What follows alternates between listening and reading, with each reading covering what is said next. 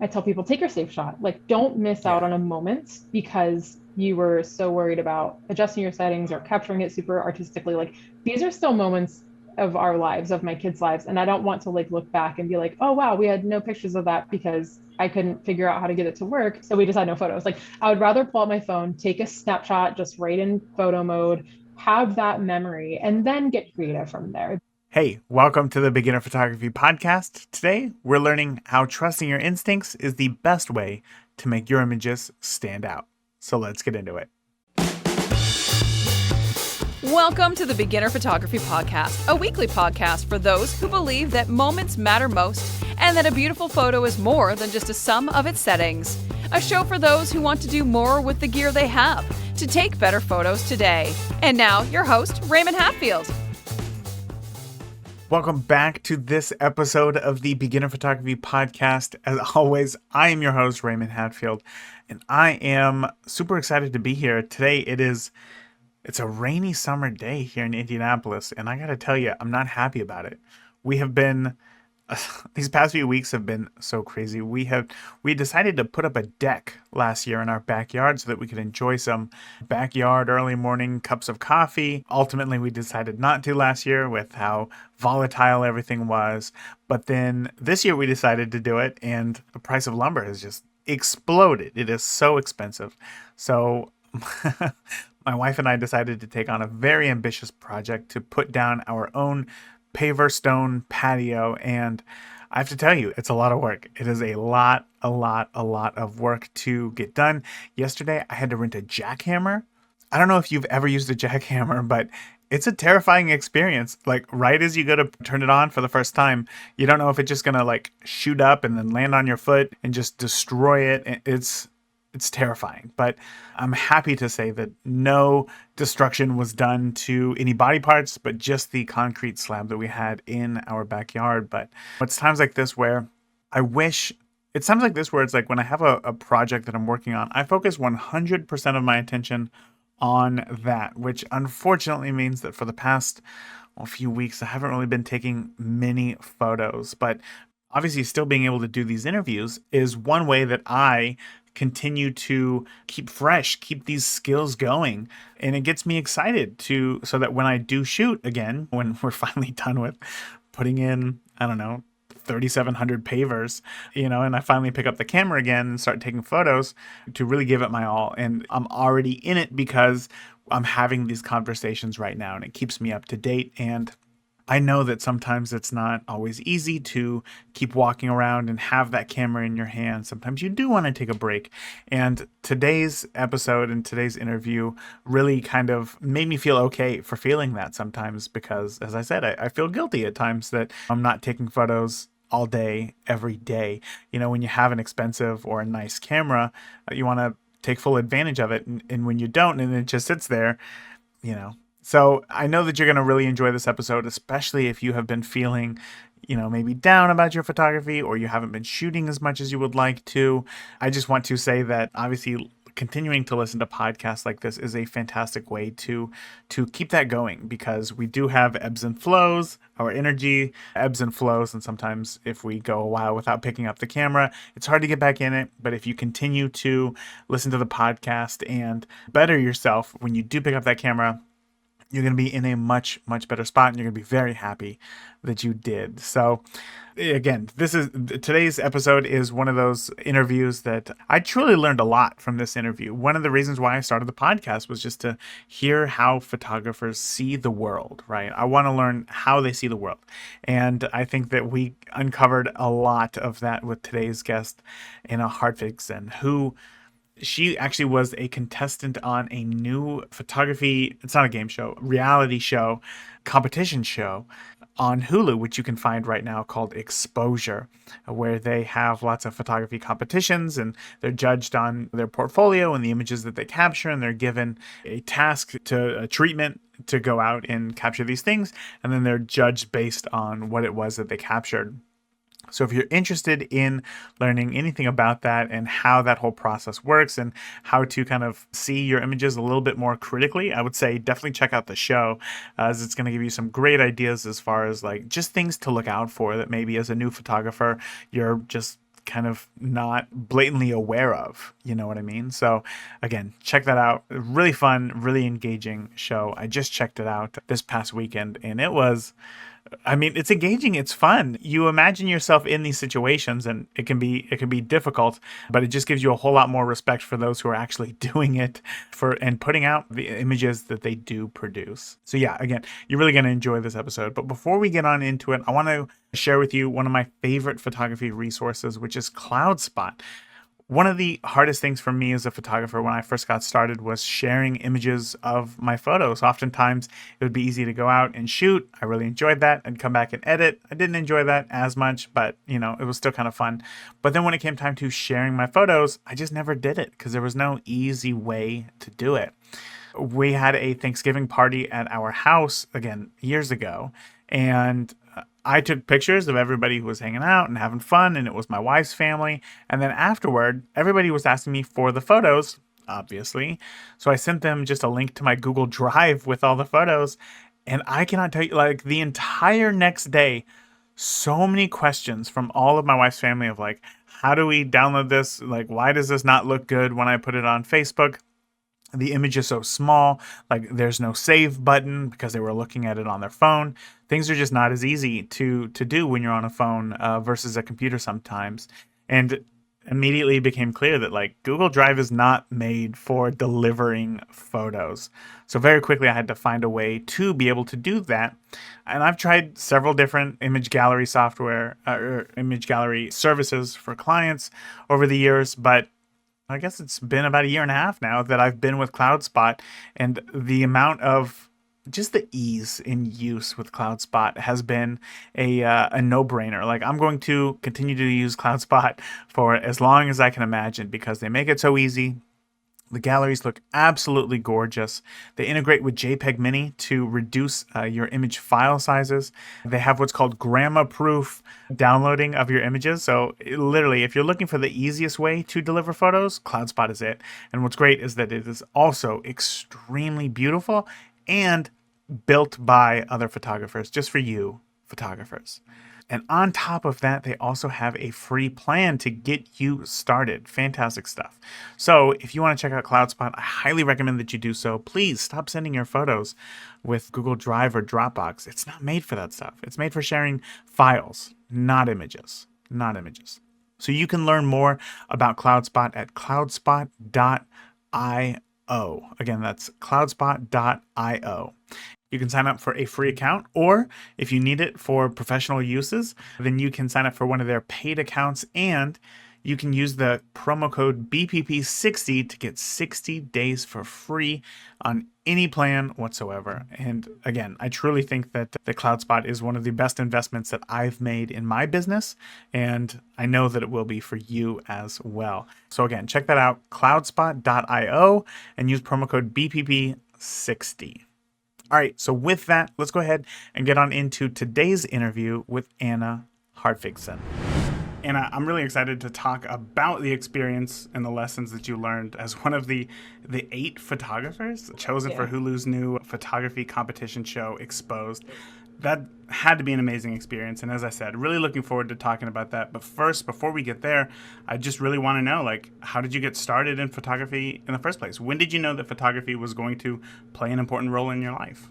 So I've always been interested in photography. Going back to high school, there was a photography class. It was super hard to get into, and you had to have a camera, and the cards just never aligned for me to take it at that point. So it wasn't until years later when my third child, who is now 12, was a baby, that I really kind of invested in my first nice camera, as I would call it. And so that was kind of when I really dove in and started trying to learn as much as I could. It's always been a 2 steps forward, 1 step back thing for me, where, it was doing all this research, trying to do these things. And it took a long time for things to click for me, but that was definitely the beginning of the road for me, was way back 12 or so years ago at this point. So at that point, when you bought the camera, it was to document your life, your children's life, them growing up, all that good stuff. Yeah, absolutely. And it was definitely a fun mix. I mean, I think anybody that's a parent knows that feeling of wanting to take pretty pictures of your kids. And so it was documenting those moments. It was getting my girls dressed up in matching dresses and taking them to the park and taking pictures, taking portraits of them. So just kind of a whole mix of things to start with that were all very involved around my family. When you got that first camera, and did you just put it in auto, or did you say to yourself, I'm going to really learn how to master this thing right away? Or what was that progression like?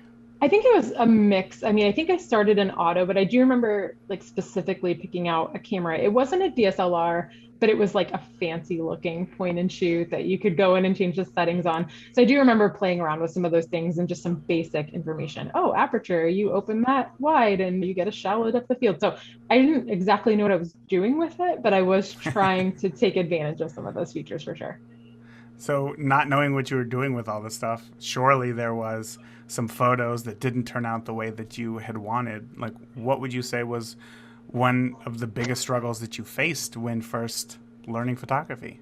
Going back to that whole two steps forward, one step back, I think it was for me focusing on something, and then because I was focusing so much on that one thing, other areas may have been lacking. So maybe a photo was blurry. So then I was like, okay, well, why are my photos blurry? And then talking about shutter speed. So then I would jump in and focus on shutter speed. Well, I didn't realize at the time, like, oh, well, now my ISO is going to be really high. So my photo is going to be grainy. So then I would go look at it and it was grainy. So now I got to try to tackle that. And it was just like this continuous cycle of trying to combat these things. Like you said, there was definitely some photos that didn't turn out very great. And so then breaking those down and trying to figure out like what went wrong here, and taking that from this one specific thing that I was focusing on and being able to like see all of the things that really needed to be fixed and how to make all of those things work together.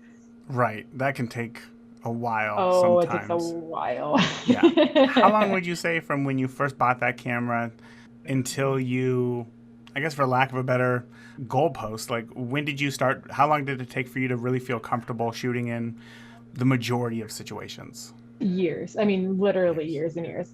I joined a forum probably around 2014 called Click and Moms, and it's just this like treasure trove of like information. And that was when things really started to click and come together for me. And I would say they have a program called Click Pro that is an invitation only. You have to submit a portfolio to be accepted. And I wasn't accepted into that until 2017. So like literally like 8 years from when I got that first camera until getting accepted into that program is when I think I finally felt like I know what I'm doing. I have a handle on this. I can control lighting. I can control, I can shoot in manual. I'm comfortable walking into most situations. And through those years, there was times that I picked my camera up often, and there was times it sat on the shelf for a couple months while other life events were going on. And I think that's kind of part of the growth too, is that it can be as fast as you want, but don't stress yourself out. There's definitely times that I had to put the camera away for a little bit because I was driving myself batty. So You mean just because it wasn't doing what it was that you wanted it to do? yeah, it's frustrating. It's a learning experience. And so when, especially like I'm taking my kids out and I have this like image in my head of what these photos are going to look like, and then you get back and it's just nothing worked the way you wanted and it's hard. And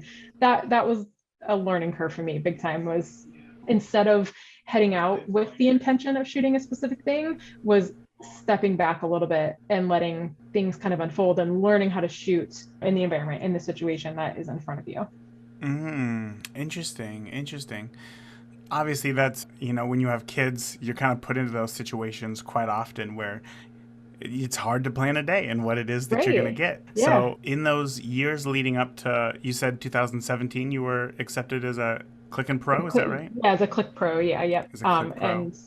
And it's the way that you're accepted is you submit, it's 150 image portfolio, and it's oh wow, like, yeah, it's huge, and it's rated, every photo is rated like against a rubric, and it's composition, it's exposure, it's color and saturation, it's creativity. So there's all of these elements that have to go into every single photo and into the portfolio as a whole. So getting that acceptance was like a huge goal for me, because I was trying to show myself that like I could control what I was doing, what I was shooting. I had kind of an artistic voice, but technically I knew what I was doing as well. So that was a big moment for me. When was the first time that you submitted your application or your portfolio? I actually only submitted once. Oh, and I really? was accepted that first time, but I worked on that application for probably a year and a half. I'm not going to lie. It was a long, Wow. and they offer feedback when you apply. So there are some women that choose to use that feedback, even if they're not accepted. It's kind of a great way just to get a portfolio review. And then I know people that have applied multiple times. I know people that applied once. I think I was so nervous about not making it that I redid that portfolio over and over and over. And then I think I had like a discount code or something that was going to expire. So I was like, okay, I have to like submit this right now. And so yeah. Do you think that 2017 was really the first year that you would have been accepted, or do you think that you could have been accepted maybe a year or two earlier? I don't know. That's hard to say. I think that was the right time for me to apply and to be accepted. I think even leading up until then, there was a lot of moments that I turned out work that I really loved. And my portfolio really was full of images from the like previous years leading up to that year. But I would say those couple of years before I applied, I would say that like 2000, like when I first got the camera, about like 2009 or so until probably 2000, like 13 or 14 was a lot of like when I look at those images now, I'm like, ooh. But that was when I really like jumped in. Like I said, I found that forum and there was just so much. If I had a question, I could go ask. There was always tons of answers. And so that was a huge, huge period of growth. I would say I did more growing in that shorter couple of years than I did in the like 5 or 6 years like previous to that. So. Oh, wow. So when you go back and you look at those photos where you're thinking, let's not let these ones out anymore. Yeah. Having the knowledge that you know now, what is it about those photos that don't live up to your standards? I mean, just technical composition and colors is a big one. Everyone loves to like jack up that saturation when they first start. And Oh, yeah. so like real orangey skin tones, or like when I first learned how to paint effects on, like my kids' eyes look like alien eyes. So that was a real fun period of time. So it's just the little things. And even in those moments, I can still appreciate what I was trying to do. Like I said, it's never something that would make my body of work that I would present to the public now. But at the time, that was all part of my journey. Those were all steps along the way to what I was learning, and I'm still not done. I'm still continuously learning. So Yeah. So just to confirm, kids are not aliens, correct? they're not aliens. Good. Well, I don't Okay. know, maybe. Good. But So you mentioned there that you're still not done learning, that there's more that you want to learn. What is it that you're working on right now, or what's next? Like, where do you want to be in a year from now? That's a really good question that I'm not sure that I have an answer to. Obviously, I just had this huge opportunity this year being featured on the reality show Exposure. And I keep telling people a year ago, I think I would have killed for a successful family photography business. That would be a dream come true at that point. I think now, having had that experience, it's really opened my eyes to the so many avenues that are available through photography, all of the options, all the ways that you can make it, if I want to be a hobbyist or if I want to make it a career. And the truth is that those options were always there. It's up to you to find them, to follow them. But being kind of thrown into that experience and having to shoot these genres and things that I'd never had the opportunity to shoot before really gave me some food for thought on how I want to proceed. So I don't know. Like I said, the next year, I think I kind of feel like I'm on this path and it's a little blurry. I don't really know where it's going at this exact time. But like I'm excited to keep walking and keep pushing and keep growing and see where I end up. I love that. I feel the same way often. It's like we kind of live in this world where everybody's like, you have to have a plan. You have to know where you're going. And sometimes I just think like, am I the only one who doesn't know like exactly where I'm going to be in a year from now? Like, I have no idea. There's something to the magic of just like letting things happen and seeing where you go. So that's very cool. Well, let's go ahead and talk about the opportunity that you had of being, as I said earlier, one of the 8 photographers who was chosen to be on the new photography competition show Exposure. So can you briefly give me like the premise of the show and how you came about to be selected as one of these 8 photographers? Yeah, absolutely. So yeah, the show is called Exposure and it is streaming on Hulu. The last episode just came out this week on Monday. So if you haven't seen it, lucky you can binge the whole thing right now. And it is a creative competition reality show. So think Project Runway, think, like those cooking shows. I don't watch a lot of reality TV, so I'm going to struggle here to actually name specific ones. But it's that format where you have challenges. You had a flash challenge and a portfolio challenge every week. Somebody was eliminated. And then there was one winner at the end. There's 6 episodes. And the kind of twist is that the entire show we shot with Samsung Galaxy S21 Ultra phones. So very heavily rooted in photography. Everything that was judged, it was the same criteria that you would judge any photo. It's lighting, it's composition, it's creativity. But our tool was simply a cell phone. So how did you get chosen, or did you apply? How did that work? There was a casting call out, but I wasn't aware of it. I got an email from a casting director and they kind of told me about the opportunity. I actually thought it was a scam at first. I came home and told my husband, I'm like, yeah, I got this really weird email. And he was like, are you going to email them back? And I was like, I don't know. And he was like, I mean, you could at least hear them out. So I emailed her back and she sent me over some more information and asked if I was interested. And I was like, yeah, sure, why not? So put in an application, had, an interview very quickly. And it was actually like kind of like boom, boom, boom. And then just started waiting to hear. And yeah, I got a call that, hey, you've been selected as a finalist, and went out, spent about a month in LA, obviously made it onto the show and filmed. And yeah, it was crazy. It was one of the craziest experiences of my life. So did you know when, I guess, you got that email or when you started to apply that it was all going to be done on a cell phone? We had no idea. Okay, so tell me what your thought process was. Was it like, I have to bring all my gear, I have to prepare, I have to, like, what was going through your head? Yeah, I mean, you're trying to like prepare and you don't know what to expect at all. And they told us like you don't have to bring your gear with you. So when we got the phones, I was unfamiliar with the Galaxy. My husband had a Note a year or two ago that I had played with the camera on a couple times, but I shoot with my cell phone a lot. So I actually was not at all put off by it. I was kind of, I mean, it wasn't that I was like, oh, so, this is so fun. Like, I love my camera too, but I wasn't intimidated by the fact that we were given these phones because I shoot on a phone all the time and I love it. I actually wrote a magazine article a couple of years ago about it just because as my kids have gotten older, shooting on a phone has it's just easy. It's like I've carried around diaper bags and stuff for my kids for so many years, and it's freeing to just pull your phone out of your pocket and shoot with it. So I was excited about it. Yeah, I'm interested to know, like, because oftentimes, especially with new photographers, you spend the money on this, this nice camera, you get it. Sometimes, obviously, it's going to be larger than a phone. And at points, you do have to make that decision of like, well, when do I choose the phone to take a photo and when do I choose the DSLR here? So do you have like a yes, no type answer for when you would use either or? I mean, I don't think I would ever shoot anything that I did for like a client, or not that I really run like a business, but like if I'm like taking photos for friends or something, I would never just take my phone and whip that up, be like, here we go, let's get started. But I do like to incorporate shooting on my phone into those sessions. There's a lot of fun things that you can do. You can take short video clips that you can turn into GIFs or GIFs. I don't know how to say that. So we're just either one. Everybody's very split on that. So yeah, like I don't really know how to say it. So we're just, what I'm talking about. And just like having like different lenses available on the phone, the ultra wides, the telephoto, different effects that you can get easily on the phone. Like it's just fun. A lot of people want to print their stuff, but a lot of people are just interested in sharing it online. And so like to have those fun little moments, I'm not worried about it being shot on the biggest sensor possible. I'm just worried that we captured the emotion and the fun. And so anything outside of that, it's going to weigh depending what are we doing that day? Where are we going? The past couple of trips, obviously it's been a little while since we went on like a trip, but like my husband and I try to go somewhere once a year for a week or so. And I am usually very intentional about only bringing my phone because we're there to enjoy ourselves. And the point of the trip isn't for me to bring my camera and set aside all this time. But at the same time, I still want to document as we go. We went to Boston a couple of years ago and it was a busy weekend. We were there for a wedding.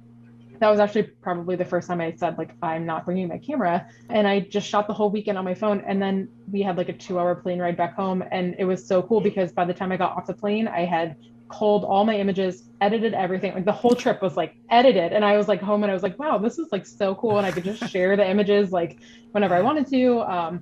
So I think it's kind of embracing, I could have very well brought my camera and I could have turned out the same images or better images. I don't know. But the point was that I wasn't worried about turning out like professional level images from that. So I brought my phone. And like on that note, I think it is getting harder and harder. If you know what you're doing as a photographer, it's getting harder to decipher what was shot on what. And I'll refer back to the show and, there's been naysayers that are like, oh, well, this whole show was shot on phones, it's garbage. But if I'd showed you the images that we created before I told you that we shot them on phones, would you have known that we shot them on phones? Because I'm gonna wager that your guess is probably no, you wouldn't have had any idea. That's amazing how far we've come with technology just in the past few years. Like I remember how excited everybody was back in like '09. They're like, oh my gosh, like cell phone cameras today are amazing. And now it's like if you were to use an old phone from 2009, you'd be laughed at. Like these phones are ridiculous. Where we're Right. at today is Like you so said, much even just the better. last few years, like the last like 2 to 3 years, the quality of the cameras that are coming on our phones is like, it's insane. It's literally insane. So Yeah, I love it. I love, as you said, I love kind of blurring that line between like what was taken here, what was taken there. It's fun stuff. So yeah. back to the show. Like when you showed up, I want to know what was for you the most challenging aspect of the entire competition as far as the photography angle goes. I think just probably, I mean, I guess I hope this fits into exactly what you're asking, but like self-confidence. I don't know about you, but I'm constantly questioning, how can I improve? How can I get better? Is my stuff good enough? Quote, air quotes on that. And so walking into that room and seeing the 7 other contestants, and it's like I correlate flashy hair and like cool clothes, and I'm like, oh my God, these people are like artists. And like I'm this mom from little Erie PA. And so I think that was like a big one for me, was having to step up and like perform and not feel completely out of place. And that's hard when you're under a lot of pressure. You're putting pressure on yourself, you have this time limit. And so I think what it really was I had to step back and really own my skills and what I know. And that ended up paying off. I won't give like spoilers away, but I was really nervous that first episode. I think that was probably my my biggest thing, was like, please just don't go home first. As long as I can get through one episode. And so to like successfully pull off a challenge, relying completely on myself and the skills that I've acquired over the years, just doing things like capturing my family. I've mostly been a hobbyist. And so having to take those things that I've learned, the hours and hours and hours that I've put into getting better at this craft, and then do something that ended up being very successful, was like, okay, like I've got this. I've got a handle on this. I can trust myself. I know what I'm doing. And that helped me a lot. I think if I was in the same position, I would feel exactly the same way. I mean, you walk in, especially now, it's like, I was born in '88, so it's like growing up, I didn't even have like a cell phone in high school until like I was a Yeah, senior, me either. and now it's like, but now the 20-year-olds or whatever have had phones their whole life. And I feel like I can look at them and they're just, I mean, obviously not as a whole, this isn't a blanket statement, but there's more creativity, like freely, like maybe it's easier to be creative, like when Yeah. Well, when I these talk tools with, are more accessible. So, right. yeah. Yeah. So, as you were saying there, thank you for trying to, for putting together my long convoluted idea into much simpler terms there. And I feel like I would probably also feel pressured to maybe just throw like a Hail Mary pass and do something that maybe that wasn't within my zone of genius in terms Yeah. of photography. Did you feel like that at all, or you found it pretty easy to stay true to Um, your style? yeah, I did. I was able to really stay true to my style. I think for that first episode, it's like they throw that flash challenge at you. This is so brand new. There's cameras everywhere. Like you're just like, I was like petrified. I'm sure if you watch it, you'll be like, oh wow, she's terrified. And so I think I was trying to be very like literal at first, like with the challenge that we had. And it wasn't that what I created was bad. It just didn't stand out in any way. So I very quickly figured out like, okay, I need to stay true to what I know, because what I don't have time to do is try something completely different. I don't have time to emulate somebody else, but I also have to throw creativity in there. So how can I do that? How can I bring over these skills that I'm good at, that I know I'm good at? And then what can I add? So it's kind of like playing it safe in the risky zone. It's like I've got to be risky enough to stand out, but I also cannot deviate so far from myself that, like I'm very comfortable. I edit in Lightroom, and I would never like put it on myself to create something perfectly in camera that I'm like, I'm not going to touch this later. Like I don't do Photoshop and stuff. Like that's not really in my like my area of expertise. But it's like I shoot knowing that I can like alter colors a little bit. I can, like dodge and burn, and like I can do these tweaks that are going to bring this to life. So how do I take a photo, know that I can use those skills, and then what can I add? Like what's the extra layer? What's the icing on the cake that I can throw on, that I'm comfortable doing, that is going to make me stand out in this competition? Do you have an example of what that icing on the cake was? Are we talking editing, or are we talking tricks in camera? I think it just depends on each challenge. So like to talk about the first portfolio challenge, we had to self-portraiture, which we were all terrified of. And then we had to recreate a historical painting. And so for me in that moment, my thought process is, okay, what literal elements, going back to the flash challenge in the episode where it was a throwback Thursday challenge. We had to recreate a childhood photo of ourselves. And I very literally brought elements over, tried to lay things out exactly the same as they were in the photo. For that later one, I did want to bring over elements from that photo specifically, hey, this color, this hairstyle, this same composition and pose. Those are things that I wanted to bring over. And then the twist that I wanted to add was a play on the name of the painting, which the name of the painting is A Portrait of a Young Woman. And so what I did was, and especially since this was like a cell phone related show, was I borrowed a phone from another contestant and took a selfie of myself. So I'm like in the same pose with the same lighting. So I lined all these elements up and then added that as a twist that like, hey, here's a modern version of that. And it took me like, I had to think on it for a couple minutes to think like, what can I do to make this different? What can I do? And I think there's various elements. I could have made it humorous. I could have done a couple things, but in the end that I was like, I feel like this is enough to make this stand out, but not so risky that they're going to be like, hey, you didn't quite hit the mark here. There was enough literal elements that I brought over to stay safe. So that was a fantastic example. That is so great. Again, I try to put myself in that situation, like trying to think, and I would 100% be the person to try to go so overboard that I would just fall flat on my face. So I'm glad that worked out for you. Yeah. Do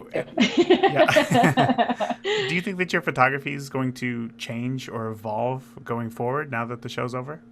Yeah, I think in ways it will. I think knowing that I can always go back to those skills that I've acquired as my photography changed through the years, as my kids grew up, got older, I very much took on a much more documentary approach. We have our times we go and take portraits and things like that. But overall, I would say if I had to pick like two genres that I really do a lot, it's documentary and it's landscapes and nature. And it's those because documentary is based around my family. If we go to the park, I'm not asking my kids to look and smile at the camera. I'm just going to find a fun, creative way to document that experience that brings it to life for the viewer that they can connect with, a fun angle or a burst of light, something that really draws them in to what is like an ordinary moment. And then landscapes and nature because I have 5 kids and sometimes I need to just get out and have some time for me. And so that's very much what that is. But I think moving forward, being able to take those elements and things that I've learned shooting those two genres specifically, and then use them to capture other things, whether it's branding and working with businesses using a photojournalistic documentary approach, or whether it's shooting people, but thinking of like setting up a scene similar to how you would want something to be pretty like in nature. So I think it's kind of like, it's like I said, it's ongoing. And I want to bring elements of who I am and where I come from, what my story is, and then continue to explore like new things with that. I want to go back to talking about the phones real quick because I was just thinking about this. One thing that I'm struggling with now, I tried to do like a 365 last year because I got the Fuji X100V, love it to death, try to bring it everywhere. And I was like, I'm just going to take photos every day. Didn't work out, still took a lot of cell phone photos. And then at the end of the year, I compile like a yearbook of all of our family's photos. But I had a hard time organizing both like DSLR and phone photos together. So as somebody, I think you said earlier, maybe it was before we were recording, but you said that you do about half and half. How do you organize all those photos to keep them all? Do you keep them all in one place, or how does that work for you? I do. So I edit mostly in Lightroom, and I am a convert. I started with Classic years ago, but then when the new cloud-based one came out, I switched to that, and I know everyone hates it, so I'm sorry. That's my answer, but I love it. I love it. I totally love it. And like I have it pulled up on my computer right now, but I love that I can get on my phone, I can get on my tablet, like I can jump on anywhere and share those photos. I can upload photos from my DSLR. And I keep calling it DSLR, but it's actually a mirrorless camera. So yeah.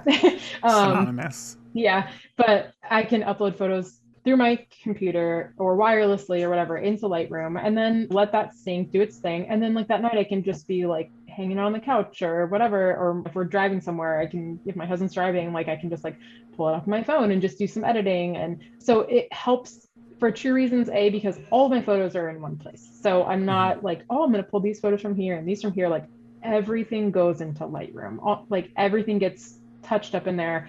And also it helps because I use presets. And so to back up a little bit, when I applied for that Click Pro program that I mentioned earlier, I made a rule for myself that I wasn't going to buy a single preset until I was accepted into that program by hand editing everything. Yeah. So that was really important. And presets are fun to use and they make my life easier, but that comes from years of experience of really getting to know Lightroom and really hand editing thousands and thousands of photos. And so now I know like when I'm grabbing a preset, like I know what I'm looking for. I could probably achieve that by hand editing. And like the show is a great example. Like I didn't have presets on the show. So like I had to go Right. back. So thank God I had those skills that I had acquired from years ago.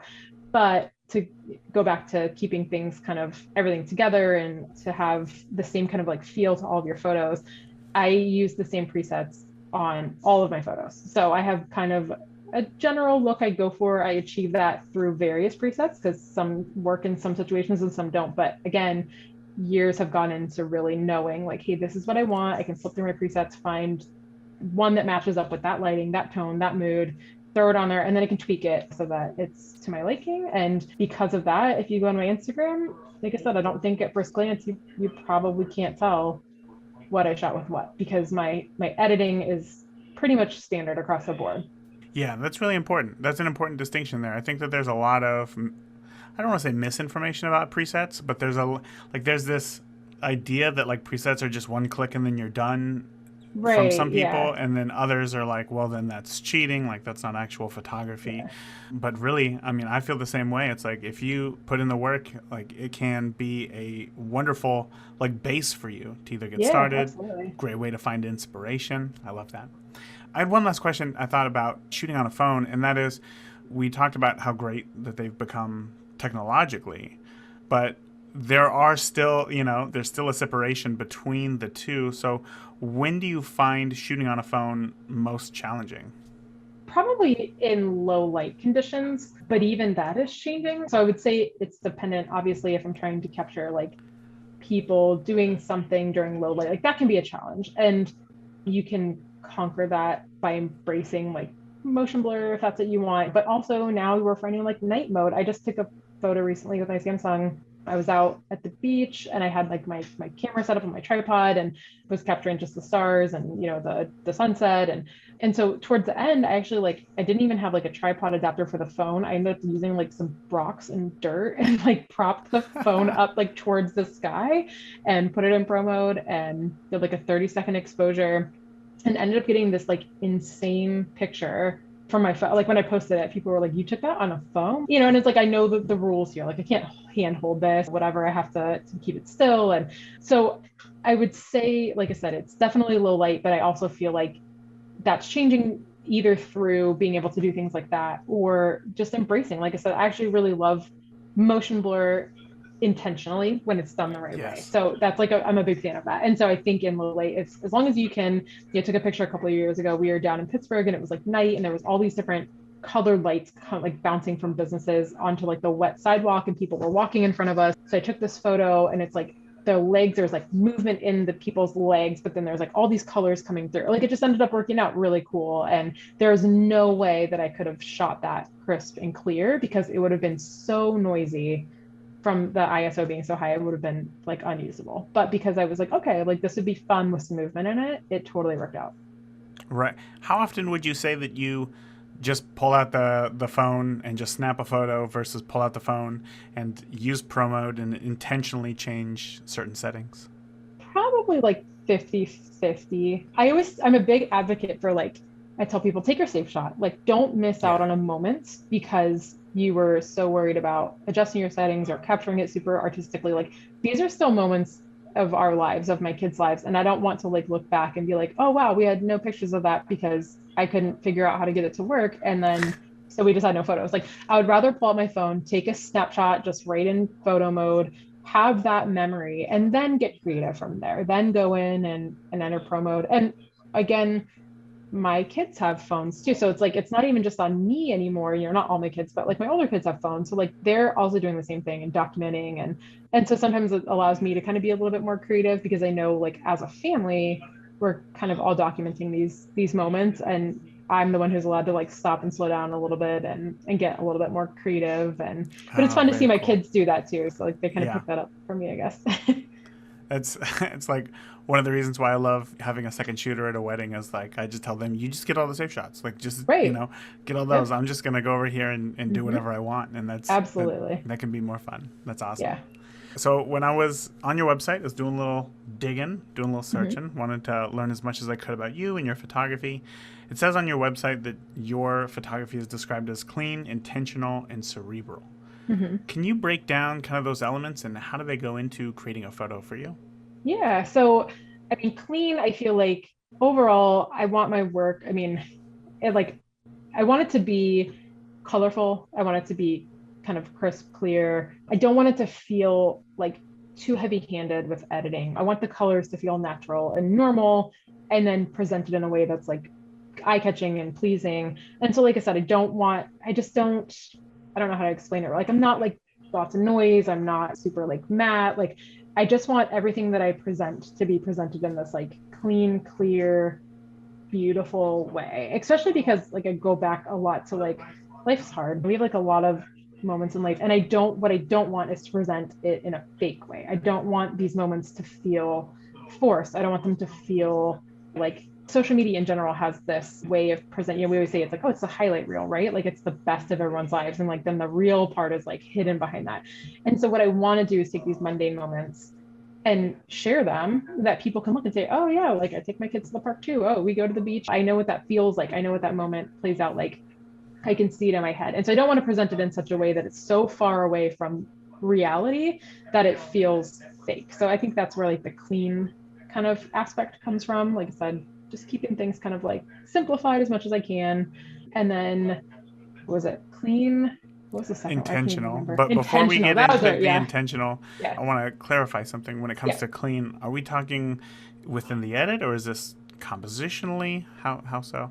I think it's kind of like a mixture, like because I do like to get creative. I like to play, but I what I don't want to do is push so far on every element that, like I said, that the photo feels overdone. If it's a Ah, very creative perspective, then my editing might just be kind of like simplified and toned down. Or if I'm really bringing those colors to life, really making stuff pop, maybe it's just a very simple composition and moments. Like I have photos that are coming to mind as I'm saying this that are on my Instagram or my website that, like I said, are very, I don't want to push every element so far that at the end it feels like nothing like what I started with. So it's, I shoot boring center composition moments. I shoot stuff that I know as soon as I shoot it, I'm going to flip it in post, or I shoot stuff like from crazy angles. So I think knowing like when you're shooting, okay, this already has this element of crazy perspective, or it has this element of like color that I'm, knowing ahead of time kind of as I'm shooting. And that's taken years to get to that point of like identifying those things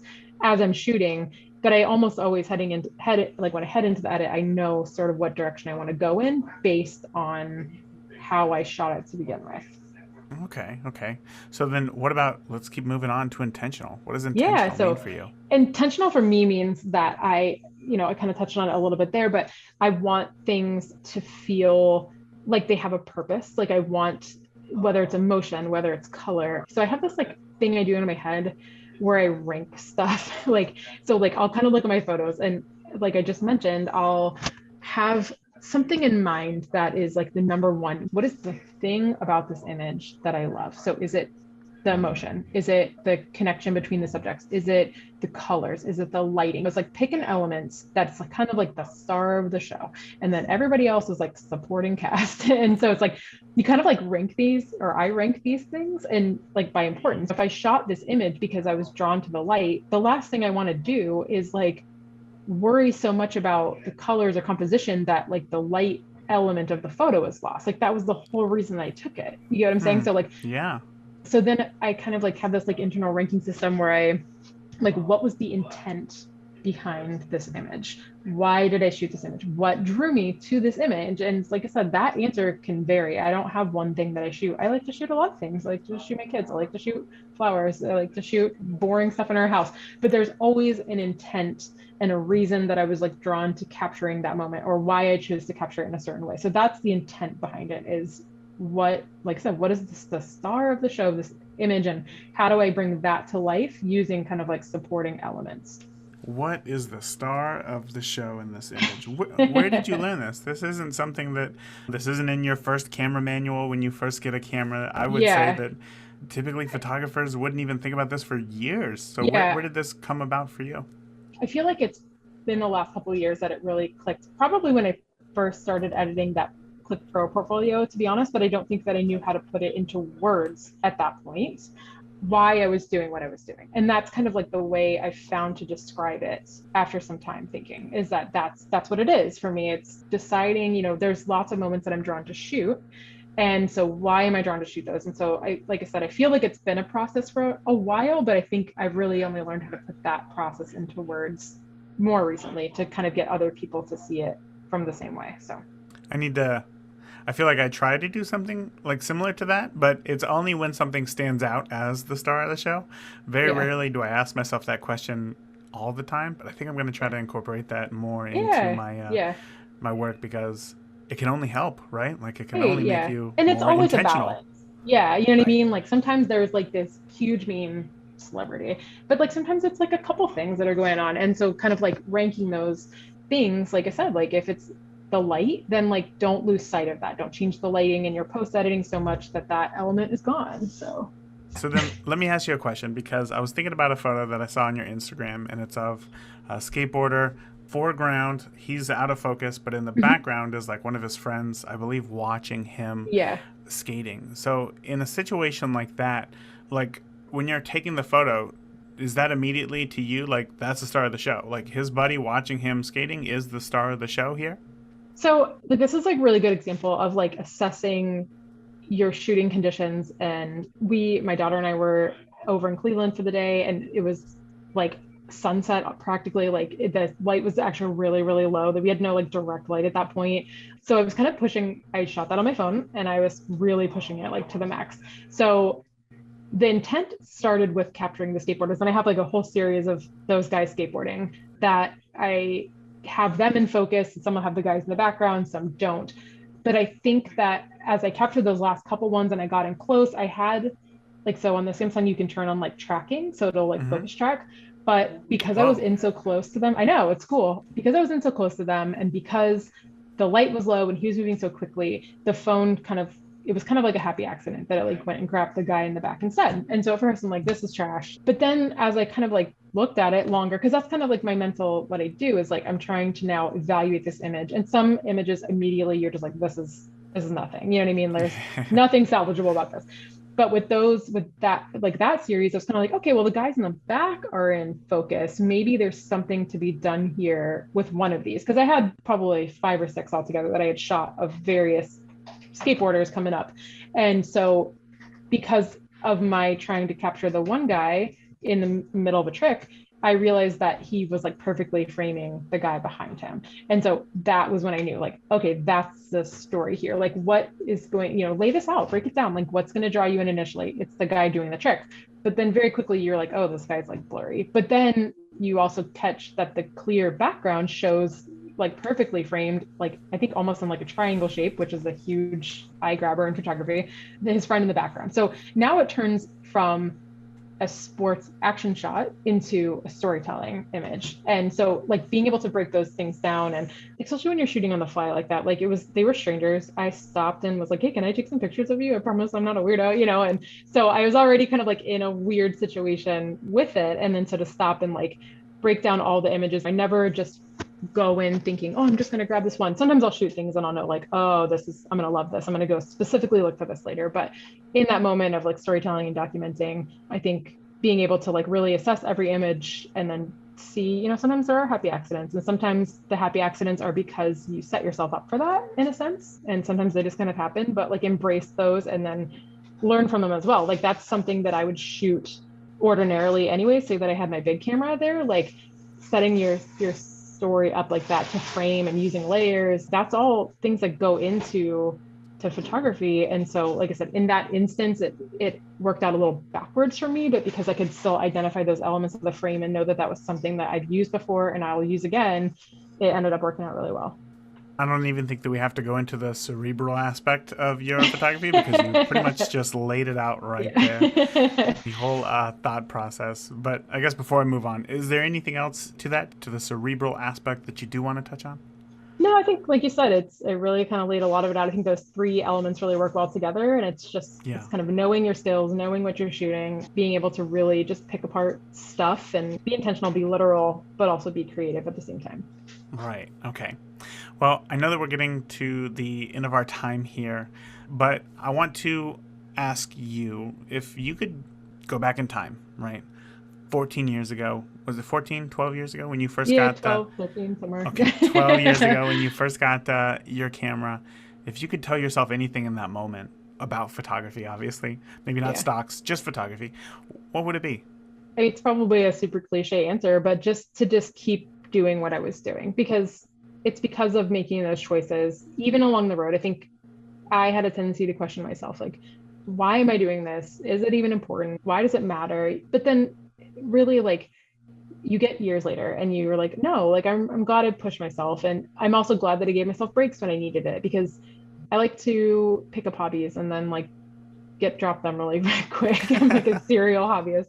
I'll be like, I'm gonna go buy all this yarn to do this, and I'm gonna buy this. But this is the one thing that I stuck with, and I think it's because I allowed myself that grace to like put it away when it was frustrating and come back to it, and like I never stopped exploring it. And just knowing that, like I said, if I took two steps forward and then I took a step backwards, it's okay, because I was gonna take two more steps forward. So just keep pushing yourself and be open. And that's what I think that I have been, and it's paid off because I've gotten to this point with it. So Yeah, and obviously it's, yeah, as you said, it's paid off.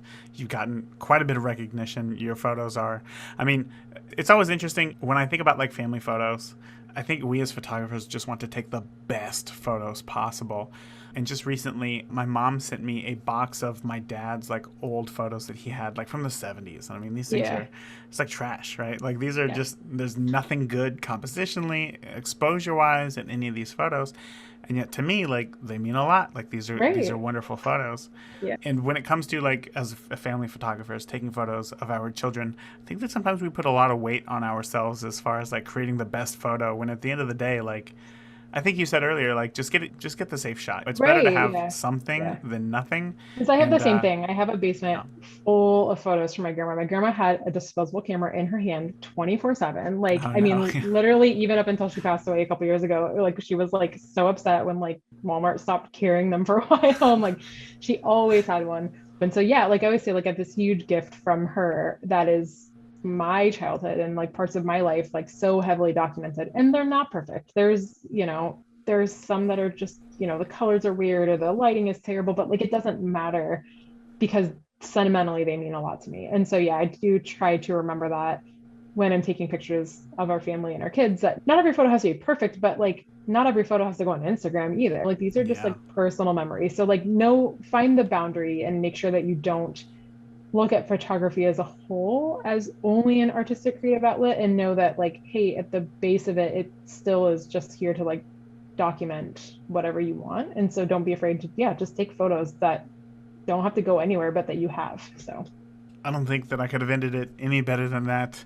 Anna, this has been a fantastic chat. For everybody listening who wants to learn more about you and see some of your work online, where can they do so?